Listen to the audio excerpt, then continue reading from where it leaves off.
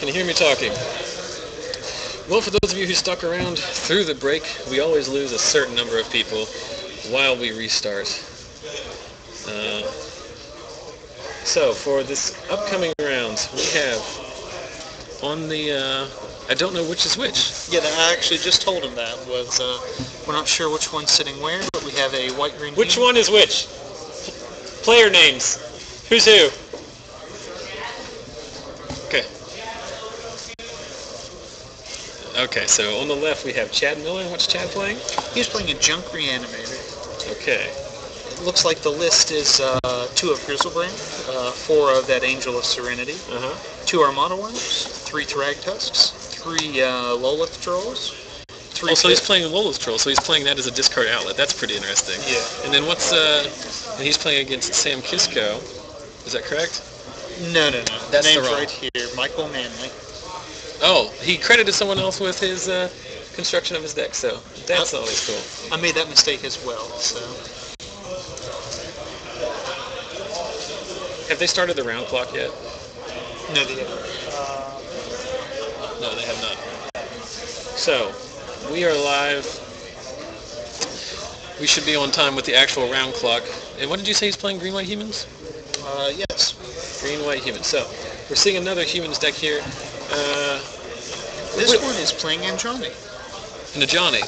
So, much more aggressive. So, yeah, looking at Michael's list here, much more aggressive green-white deck, a lot of low-end stuff. He is playing a Precinct Captains, 3 of them. He's playing 2 a playset of Elite Inquisitors.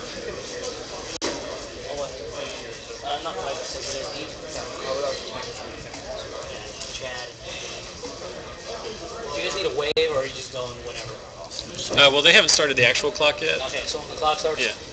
Usually we're behind, but looks like they're looks like we're on time today. So, just discussing with one of the other Lost Legion employees, Joel, I believe his name is Joel. He's helping us out as a virtual table judge. So we appreciate his contribution there. That is a nice-looking sleeve Chad has there. V for Vendetta sleeve. Well, it's the Guy LaFox, but yeah. So we do see. They have started the official clock, so we are also live here. These gentlemen will not be having an extension. It will be unnecessary, but should be pretty interesting here. We did go over the basics of Chad's list, Unburial Rites, Grisly Salvage, Mulch, and Lotleth Troll, his discard enablers for reanimation targets, Griselbrand, Angel of Serenity, Armada Wurm, and Thragtusk. It should be very interesting, along with Lingering Souls. And then Michael's deck playing, as we said, green-white humans with a John. He's playing all 4 Selesnya Charms, 2 Sublime Archangels. Very interesting. He's also playing Mayors. He is playing Precinct Captain. That's where he seems to differ from Garrett's deck that we saw earlier. He's also playing, as I mentioned, 4 Elite Inquisitors. So the same deck as far as name goes, but a lot different list than the deck we saw in round 1. And we're off here.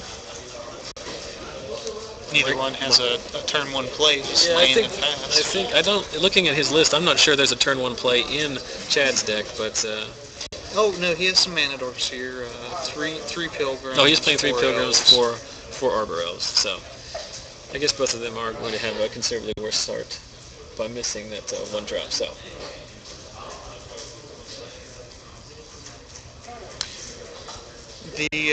The green-white is playing several of the Angel with Exalted, Sublime Archangel. That seems like it's going to be pretty relevant. He's a flyer, he'll get in for a lot. Yeah, it definitely gives you reach. That was the one problem we talked about with Garrett's deck in round 1. He did not have any evasion creatures, making it very difficult to push through the final bit of damage he needed. So we see another Mulch flipping an Angel of Serenity, a land, and 2 mana dorks. So that's the value of Angel of Serenity in this kind of deck. He can rebuy, he can Unburial Rites it.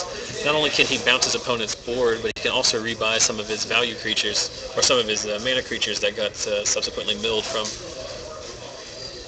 previous Mulches and Grisly Salvages. I really like that card.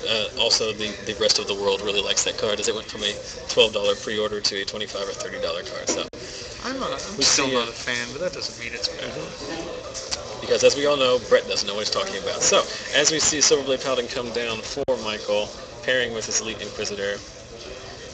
So that'll be 4 damage. The Elite Inquisitor is the one that is basically pro Innistrad block and has Vigilance, am I correct? And first strike. Also first strike. Yes. Seems pretty good. Chad went first, right? Yeah. So, there we see the Lotleth Troll, which I think is... I'm not sure. I'll plead a little bit of ignorance. I'm not entirely sure if a lot of decks play Lotleth Troll as a discard outlet, but I like it a lot. I think I've seen it in some of the decks that haven't been rated very high, like haven't performed well. But that doesn't mean the card itself is bad. Obviously, it's going to be very good. You can put your mana dorks in the graveyard pretty late in game. Yeah, I mean, the Angel of Serenity rebuys them. You can make a giant troll. It is a win condition in and of itself, but being able to discard at will is pretty soft. Pretty solid. It is a 0 cost to discard, right? And it instant speed. So he does have double cost regenerate as well, which could very well be a very solid card. And as we were talking about last night on the stream, he does have Trample, which everyone seems to forget. The Inquisitors are going to have protection from him, though. Since he's a zombie troll. As we see... rank war going that double strike. So that should be 8. He should not be able to interact with it. Well, he could have. Yeah. So he eats it all. Looks like the only thing he's got in here that's going to be able to do anything is a one of Sever. And we see the power of Angel of Serenity rebuying. Basically a one-sided wrath here. Exiling Michael's entire board. And so how's Michael going to deal with the Angel? Is he playing O-Rings main? Do we have any Fiend Hunters? Do not see any Fiend Hunters. I see 2 in the board, but none in the main. Is there any way he can get rid of it? Selesnya Charm. Selesnya Charm. Selesnya Charm. That's the one. That is the one. So, Michael gets in there with the Lotleth Troll, and now we see how Michael recovers from the Angel effect. And there is the previously mentioned Selesnya Charm. More important than the fact, well, not more important. Obviously, getting rid of the creatures is a primary function, but the fact that it exiles also very strong, especially in this matchup. We'll see him replay his Inquisitor and Rancor it, no doubt, next turn, playing the Silverblade Paladin.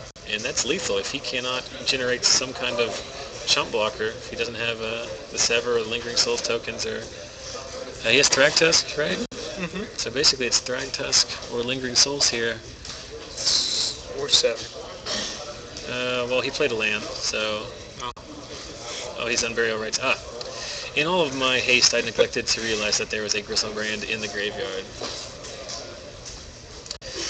Griselbrand is a demon, so it can successfully block the Inquisitor. Which is not a werewolf, vampire, or zombie. No.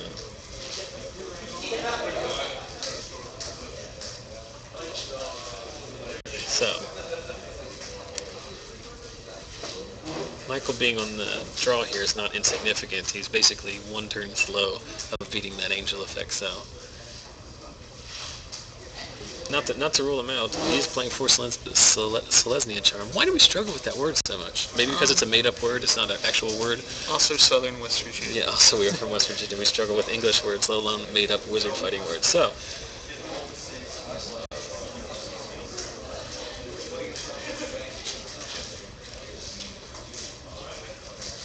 we see the aforementioned Silverblade Paladin come back down, pairing with the...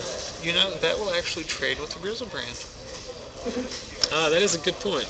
He is a 4/4 double strike. And since he is first strike... Double strike. Oh, he's double strike. Well, That's good as well. now he's a 6/2 double strike, correct? Yeah, 6-2. I'm sorry, I said 4-4 there.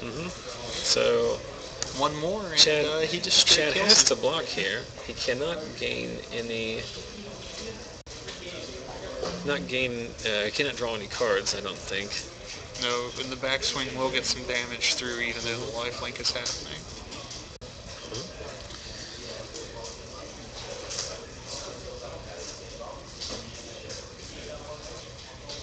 No, he is gaining life. Right? Oh, he gains life, but the backswing off of it will still trample oak. Yeah.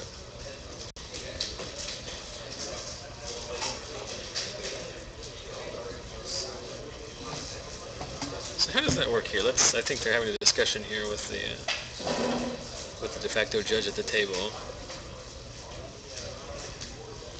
If he draws the card before damage, should he just die? Yeah. He can't. He doesn't have enough life, does he? I'm not sure exactly how that ruling works. But I will reiterate now, and I'm sure I will mention it multiple times throughout the day, we are not judges. We will defer to the judging staff here at the event. In fact, we're not even players We're right now. not even players. We will defer to the players as well. Yeah, so all of that aside, the end result of that trade is that one Elite Inquisitor hits the bin. Michael replaces it, bonding it with the Silverblade Paladin. And with the Griselbrand gone, and I do not think another Unburial Rites in Chad's graveyard. I cannot see. That is unfortunately one of the areas where we are having glare, which is in Chad's graveyard. But the fact that he has not already cast Unburial Rites indicates to me that he probably does not have another one. So. He has a Thragtusk in his hand, which probably is coming down. Life does seem relevant at this moment. It's very relevant. Nope, it's even better. Armada Wurm. Yeah, that'll eat the Inquisitor whenever he tries to swing in. Absolutely. Is there any combat tricks here? Any way he can blast through? Or do you mean Chad or? So he is playing two Ajani's here. No, out of the humans deck. He is playing two Ajani's. Does the Ajani's -2 give it to flying? Flying and double strike. So an Ajani will win the game. The Charm can give it trample and 2/2. A Sublime Archangel seems pretty decent. And Chad has to discard because of the Griselbrand draw step. So, yeah, and as the chat is pointing out, the green-white deck does have Sublime Archangels as well. So I cannot see what's in his hand. It looks like another Paladin. And that's the only card I can make out is a second copy of Silverblade Paladin, which is somewhat irrelevant at this point.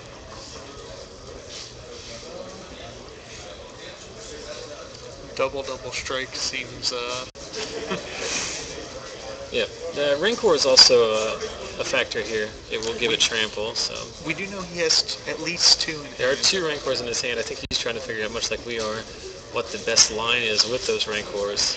If he puts them both on the Elite Vanguard, or the Elite Inquisitor, it forces him to block with both of his tokens. He will trade with both of his tokens. The Champion of the Parish. And get some damage through on the other side. Yeah. Of course he can just... Yeah. So, pairing and pumping the Champion. And Rancoring his Elite Inquisitor, and Rancoring his Silverblade Paladin. So he's looking to just take... Each of those are 4/2 double strike, correct? Uh-huh. If he blocks, he has to block with both. He cannot block the Inquisitor with his Lotleth Troll. So he is forced to block. He's going to lose one of his worms. He should lose both of them. He's scooping it up. Just losing the game. because I forgot Rancor gives trample. So, very similar game to what we saw play out in the first round of the event today. However, with Chad being at the life total of 20 rather than the 9 or 10 that we saw in the first round, makes that Alpha Strike a lot more relevant. So, Michael Manley, 1 game to the good. Let's look at their sideboard here and see what's coming in. For Michael, we have his last copy of Rancor, 2 O-Rings, 2 Rest in Peace, 2 Dryad Militants, 1 Rider of Gavony, 2 Fiend Hunters, 1 Loxodon Smiter, 3 War Priests of Thune, and an Intrepid Hero. Are you familiar with Intrepid Hero? Yes, he destroys anything with power 4 or greater. Oh, is he the reprint? Yes. Okay. Just trying to bring him up, but seems irrelevant at this point. So, likely, Sam will be, I keep saying Sam. Michael will be bringing in the 2 O-Rings, the 2 Rest in Peace, probably the 2 Dryad Militants. The Dryad Militants will turn off Unburial Rites. If he mills them directly, he gets no value out of them, and if he casts them from hand, he'd only get one use out of them. So, it seems very relevant at this point. Also, it's a 2-1 for 1, which seems perfectly fine in this matchup where you are the beatdown. So, well, a lot of what Reanimator is doing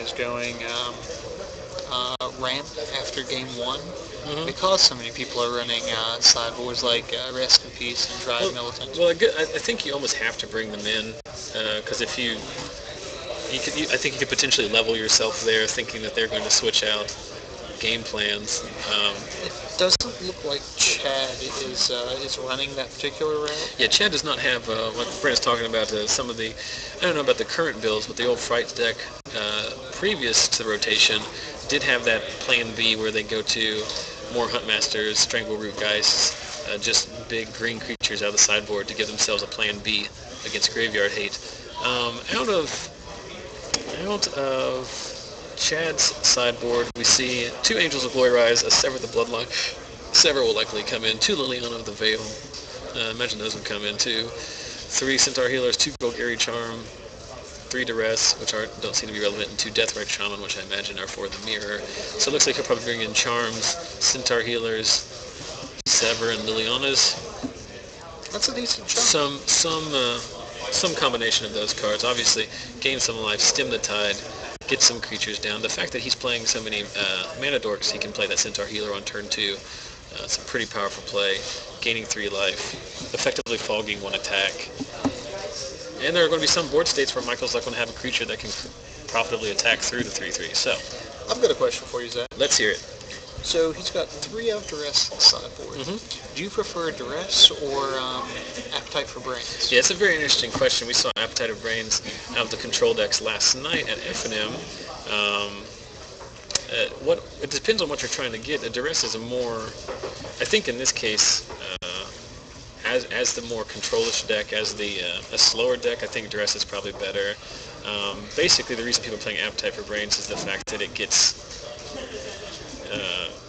it exiles. Yeah, it exiles. It also gets all of the Planeswalkers that are relevant. It gets the Jace, it gets your Tamiyo. But it also gets creatures as well. It gets, if you're the aggro deck or the Jund deck and you want to play 1 or 2 of those, it can bin a Thragtusk, it can bin Sublime Archangel, it can bin a Restoration Angel. So,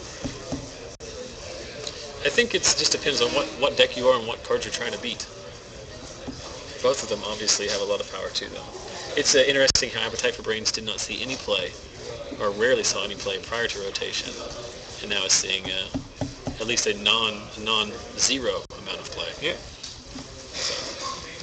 Such are the perils of rotation. For those of you just joining us, in case you are not familiar with what's going on here, we are coming to you live from the 2012 West Virginia State Magic Championships in Beckley, West Virginia. My name is Zachary Evans. I'm joined with Brett Rose today, and we are watching Round 2 feature match featuring Chad Miller on the left. He's down a game playing Junk Reanimator. And on the right, Green-White Humans out of Michael Manley. We have a 7-round tournament for you today. This round, 5 more in the Swiss, and then a cut to top 8 for bragging rights, a plaque, some cool play mats, and a lot of free tournament entries. So we appreciate you joining us. If you've just stumbled upon our stream for the first time today, thanks for watching. Make sure you subscribe to us and follow us on the Twitch stream. You'll receive an email notification anytime our stream goes live. We do this event once a year, but every week we have a Friday Night Magic's broadcast. 6:30 Eastern is when that kicks off. And we have occasionally casual content during the week. And coming soon, we're going to be having that sweet, sweet Legacy. Wednesday night Legacy tournaments. It's simply a matter of time. So, if those things interest you, cube drafts, casual drafts, F&M, Legacy, and once a year, state tournaments from a state that likely most of you did not recognize was a state until we talked about it, then subscribe to us on Twitch, and you'll be up to date on everything that we provide. We also have videos on YouTube, and you can contact us through various forms of social media, but we'll bring that information up a little bit later. It looks like the guys are resolving their mulligans now.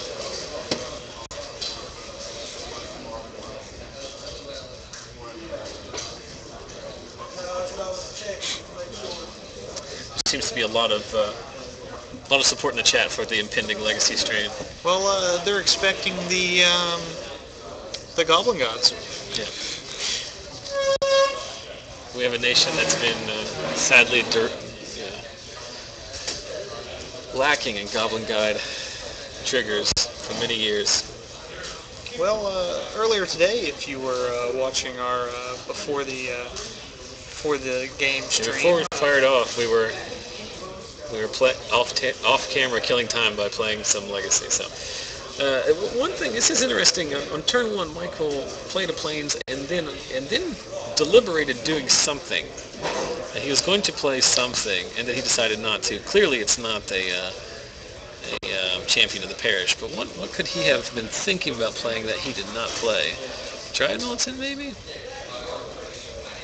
I'm not sure exactly what that was about. I may be overreading that, but we see a Mulch resolve for Chad, and unfortunately I missed exactly what he binned off of that. Looks like 3 spells. So Chad sees all his correct mana drops here. He does have access to all of his colors, so... We try to steer away from jargon most of the time. What exactly colors are junk? Yeah, that's a good point. Yeah, junk is one of those Magic terms that doesn't make a lot of sense if you're not familiar with the history of Magic, but basically junk is just the de facto term used to describe the 3-color combination of black, white, and green. It has nothing to do with the content of the deck so much as it does the specific colors. So, good junk. When we say, yeah. So when we say he's playing Junk Reanimator, he's playing a white, black, green version of the deck. So we see a paired Silverblade Paladin here, which allows the champion to get in for... nothing, because that isn't a No, that's it. That's a Grisly Salvage. This is one thing I am noticing with the new... we mentioned it in the first round. One thing I'm noticing... So he gets to pick one creature or land and put it into his hand, correct? And he took the land, binning 2 fatties, another copy of Grisly Salvage, and a Sever the Bloodline. Well, one of the problems, just to finish my thought from earlier, one of the problems with the new cards is a lot of the different cards from the same guild have very similar arts. So it's very difficult to, as we see a naturally drawn Sever, take out the Silverblade Paladin. That'll slow that clock a little. For example, if one of these gentlemen were to play a Key Rune, obviously we know what it is out of Michael's deck, but if Chad played a Key Rune, it'd be very difficult to figure out exactly which color it is, if it was Golgari or Selesnya, because they all look exactly the same. The charms look fairly similar. A lot of the Selesnya cards look very similar. A Loxodon Smiter and a Selesnya Charm from distance are very similar looking cards, so that is one thing we will continue to struggle with, but we will do our best to figure out exactly why. At least you've mastered the art of saying the guild's name. Yes. I'm still not there yet. I'm just not even going to try. You are struggling slightly with Selesnya. Selesnya? Selesnya. By the end of the tournament, maybe I'll get it. It's a It'd be a moral victory, if anything. What's coming down here? That is Got a mayor. so Mayor of Avabruck pumps his Inquisitor, which gets rancored, so getting for a total of 4 now. So he's a 5/3. Oh, he is 5. You are correct. Down to 11. Chad's got, it looks like, about 3 lands in his hands. Naturally drawn Angel. He has an Unburial Rites, which is coming here on the Angel of Serenity. Rebuying his own Centaur Healer and likely bouncing or exiling the board. What all are you allowed to grab with that Angel? Okay, so the trigger from Angel of Serenity allows you to exile up to 3 target creatures, regardless of their controller, from either graveyard or play. Okay. And then when Angel of Serenity leaves play, those creatures are returned to their owner's hands. So basically you get to bounce your opponent's board, you get to rebuy anything that you may have milled previously. All of this on top of having what I believe is a 5/6 flyer. So we'll bring up the card here so everybody can get a look at it.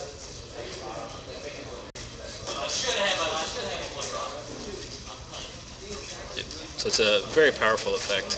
It didn't matter too much as we saw the immediate Selesnya Charm from Michael, but still slows things down dramatically here.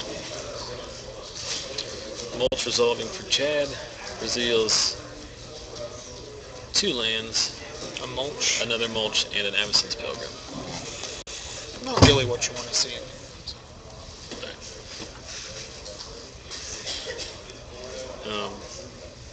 Yeah.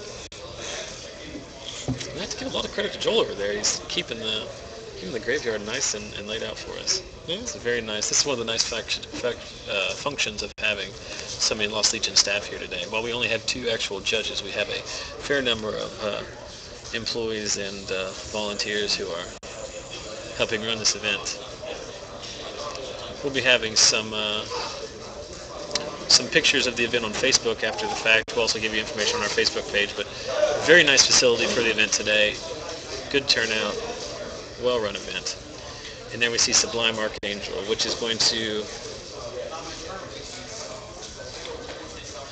come down and make that. It allows with the Exalted trigger, with both Exalted triggers, I should say, turns the Centaur Healer just into a chump blocker. So now we have 7 cast the hard way, so we should be seeing the naturally drawn Angel of Serenity. Rebuying Centaur Healer and bouncing both of Michael's creatures. That's a heck of a play. It really it's is. It's a very good Magic card, and it's very well applied in this instance. Everyone's commenting about Chad's sleeves, which are. It's the first time I've seen him even do the sleeve. It's a good-looking piece of Magic supply. So, replaying the Archangel, rancoring the Archangel, making it a 6/3 Exalted, meaning it will trade with the Angel. Now, so he has 8 mana, right? Yeah, tap 7 for a flashback Sever. Flashbacks to Sever. Gets rid of the chump blocker.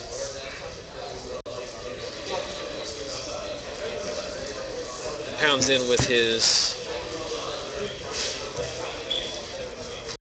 Angel of Serenity.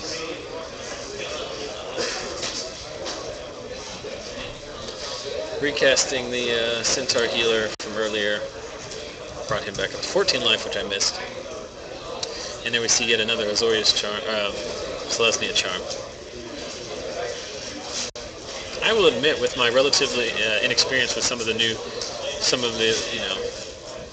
don't want to say second tier, but the non-mythic and rare staples of the new set, I'm seeing quickly in just these first 2 rounds in the first 5 games how powerful a card Selesnya Charm is. Pretty much just every charm is... Every charm is good, but I don't know. The Selesnya Charm is getting a lot of work done. Yeah. I guess making the 2/2 dude or exiling is just... So we can look at Chad's hand there. We see a forest, Centaur Healer, a white card. It's another Angel of Serenity, correct? I think so, yeah. And this should be it, right? That's 6 for an Armada Wurm. Did not see that. That was the card that he was flipping around. So, does that worm have trample? I do not know. I imagine the chat will beat us to that fact, but you're wondering if the Armada Wurm has trample. It does have trample. So, 2 5/5s. The token does not have trample. No, it does. Put a 5/5 worm. Yes, it does. I can't even read the cards that are literally 1 foot in front of me. So, we're off to a great start. Chad's got a pretty significant board state here. Gains 3 life with the Centaur Healer, back up to 17. No real pressure out of Michael now that the Sublime Archangel is gone. Fiend Hunter will solve some of that problem. Is that really what you want to Fiend Hunt, though? In this matchup, I might take the... Well, no, I think I take the Armada Wurm because Chad's not playing a lot of removal. So, I'd rather the token die in combat than the real creature. He has another Sever in the bin. Oh, does he have a second one in the bin? I'm pretty sure both of them went there, didn't they? Unless He's already used one. Yeah, he flashback one. Maybe I'm wrong. He may have milled one earlier. I can't remember if that was this game or last game. We will know for sure when he digs it out and...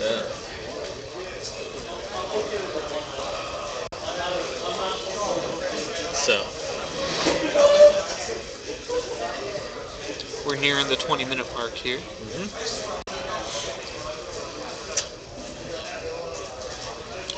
So we're attacking here with a 1, 2, 3, 4, 5. 5 power first striking Elite Inquisitor. Which will just eat all of the worm tokens in the world. Eat the worm tokens, it'll eat the actual worms.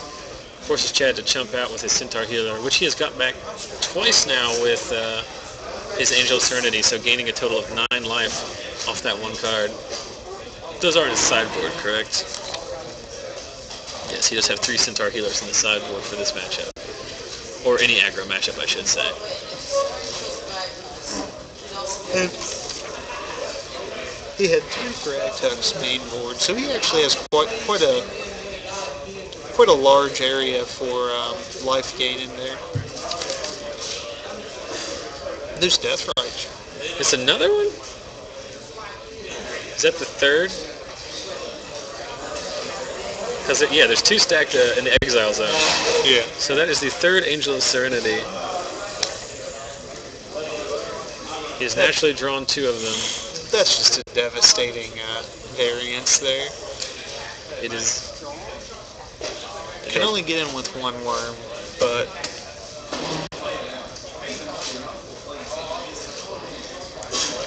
Drops Michael to 8. I don't really know at this point what he could draw. Even another Selesnya Charm. It looks like Chad is at 15 here. Even another Selesnya Charm is simply going to stem the tide slightly. 1 spot removal spell was not the answer to this situation, so things looking pretty bleak for Michael.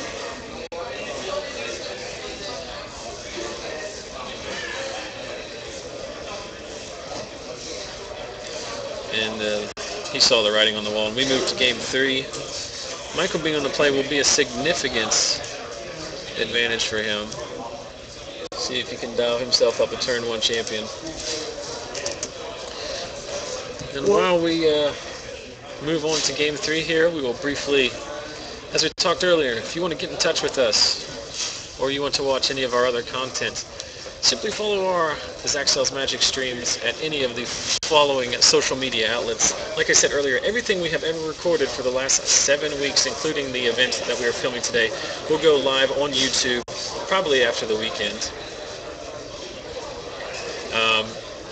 And you can also follow us on Twitter at ZachSellsMagic. You can live tweet through the live tweet during the broadcast. We're keeping tabs on that. Facebook page located at facebook.com/ZachSellsMagic. And obviously, if you're watching live, you know where the Twitch stream is, twitch.tv/ZachSellsMagic. So follow, like, friend, subscribe as necessary to any of these social media outlets. Just search for Zach Sells Magic for lots of Magic content. Not an unreasonable amount of commentary on Twitter. I will not bombard your Twitter inbox with unnecessary or unsolicited tweets, but it is very functional. As someone who consumes a lot of Magic content myself, I watch a lot of Twitch streams, I watch a lot of videos on YouTube.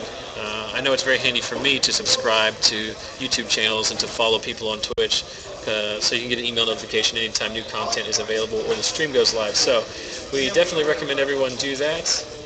Should be pretty easy if you already have a Twitch account. Just click the follow button at the bottom of your picture. It is free, it is simple, they will not send you any spam mail, and all you get in return is nearly unlimited high-level Magic content. As an added bonus, if you follow Zach on Twitter, you get at least 3 tweets a day that will most likely make you laugh. So I try to only tweet when I have something worth tweeting, and I try to make that something have some kind of humor, as well as normal giveaway type stuff. We do have a weekly stream giveaway. We were debating whether or not we were going to do that today. I reserve the right to change my mind on that at any point. Let's see if anyone in the chat has anything to say about maybe a giveaway of some kind. Things that they would like, or things that they or suggestions for how to win the giveaway. I'm not sure what the. We did talk with JB, who's our shop manager, during last night's F&M stream. Well, actually, we didn't talk to him. He volunteered. He looks like in the future we'll be giving away some additional prize support, promos and foils and whatnot. So if you want to win free stuff, simply follow us, and you'll get more information about that. So moving on here into Game 3. Getting some cuts going. Little slow in the transition. Michael will be on the play as this round is tied up. 15 minutes to go. These gentlemen do not have an extension. The round started at the same time as our clock. So 15 minutes to decide a winner in this match to move to 2-0 on the tournament with 7 rounds slated for Swiss play today.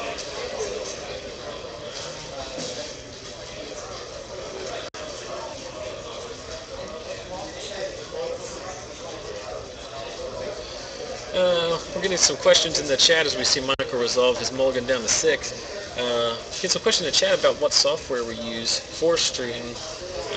We are using XSplit. I believe the majority of the Magic community uses XSplit for their streaming purposes. So I'm not sure exactly what the question is, other than that, yes, we do use XSplit. We find it to be pretty useful. It is a free technology. You have some limited applications based on the free version, but it is more than adequate at doing what we ask it to do. So if you're interested in doing your own streaming content, I would highly recommend it. But please do your streaming content on different days than we do ours. It's only fair, right? So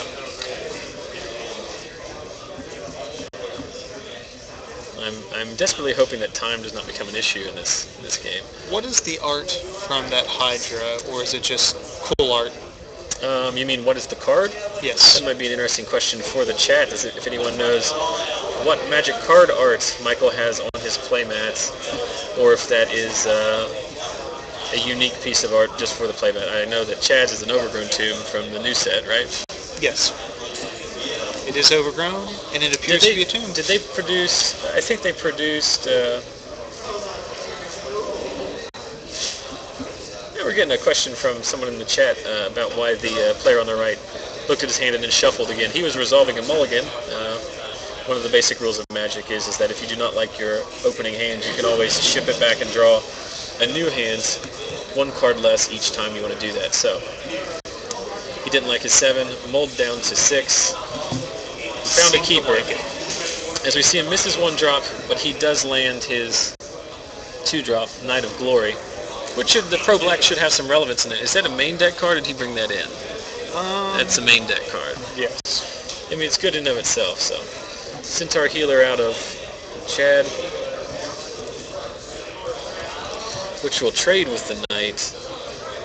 Don't really know that that's what you want your Knight to be I'm used sure he for. won't do that, but if we see a Fiend Hunter or Silverblade Paladin here, Rancor, I don't know what he's That's a thinking. Cavern of Souls. Looks like a champ. No, Paladin.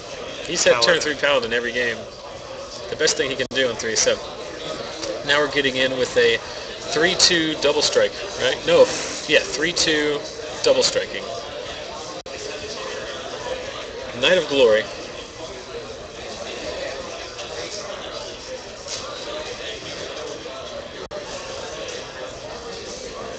So, Chad jumps out there, which seems like the best thing to do.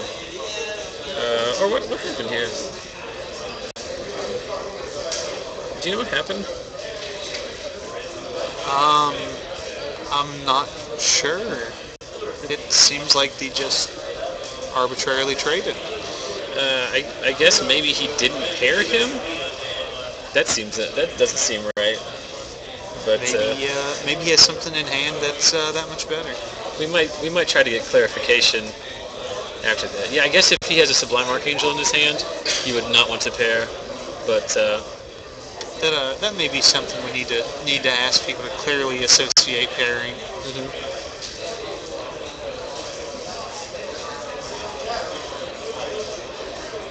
I mean, is there any time that you wouldn't want your Knight to be paired? well, like you say, the only time you wouldn't pair it is if you want to pair it with something better later on.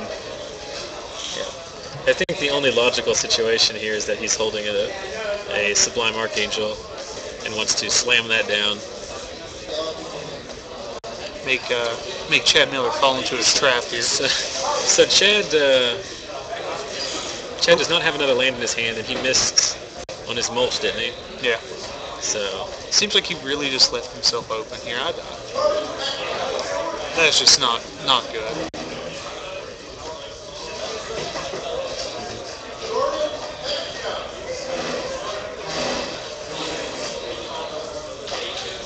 So we're bonding the Pilgrim, Got a rancoring rank up, getting in for 8. 4 double striking, 8 seems good.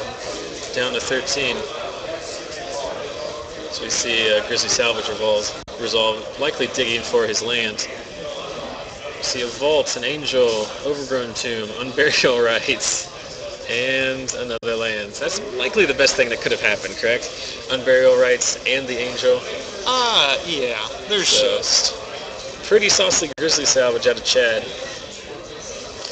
Likely going to untap, play his land, rebuy, or Unburial Rites his Unburial Rites his Angel of Serenity, wipe the board, rebuy a Centaur Healer. And Lotleth Troll home. And almost as if we saw it coming. That's exactly what happens.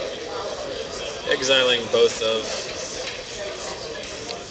Michael's creatures. So Michael will have to rebuild again. The question is whether or not he has the Selesnya Charm to deal with the Angel. He seemed to always have it in the previous game. Well, he has 4 of them. He's not going to use them for anything else. This seems like a pretty right number, let's be honest. There we see a champion. We see a Rancor and a champion. And that's all we see. So Michael looks to be out of gas. Not a good place to be in for the green-white aggro deck. Is he hellbent currently? He is. Flashbacking the Sever. Getting rid of the champion and piling in with everybody. Mana Dude's included. Looks like 7. Not sure why they dropped to 15, but I will defer to them. Oh, he used the mana dues to flash back the Sever. Wasn't attacking with them. That's simply my mistake. So, no action from Michael. Is this an Armada Wurm? Yes. It is indeed. So, as if a 5/6 flyer wasn't good enough, 2 5/5 Tramplers interplay. And for a deck that is not playing any board sweeping effects, this might be all she wrote. In fact, it is. So, congratulations to Chad Miller, the winner of this match. He moves to 2-0. So Michael Manley drops to 1-1. 7 minutes left in the round. You know, I was pretty worried about Reanimator not having enough targets after rotation. But Seems like it found a fair number of them. yeah, I'm no longer worried about it. I'm not too upset about their current status. So,